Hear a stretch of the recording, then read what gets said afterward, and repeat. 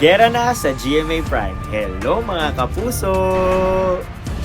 Magmula sa pulang araw, hanggang sa widow's war, hanggang sa asawa ng asawa ko. Nagsimula na nga ang pananakop ng mga Hapon sa Pilipinas at namatay na rin ang nanay ni Hiroshi. Speaking of Hiroshi, napakahusay dito ni David Licauco. Ang ganda ng mga scenes niya at damang-dama mo ang pagganap niya. Talagang nangungusap yung mga mata niya sa bawat eksena. Napakagaling. At sa Widow's War naman, tama kaya ang kutob ni Sam na si Jericho ang totoong killer?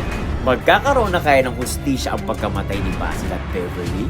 Pero may pinoint out si Peter na si Tita Mercy daw ang pumatay kay Beverly. Kasi kung sino daw yung hindi kahinahinala, yun daw ang killer. O sige, ibalik ko nga, hindi rin kahinahinala si Cairo. Baka siya rin ang killer.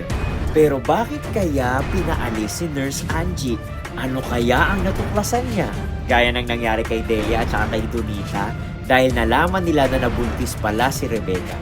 Baka may nalaman din si Angie kaya siya pinaalis. Ang theory ko dito, nalaman ni Angie kung sino yung nandoon sa loob ng secret room.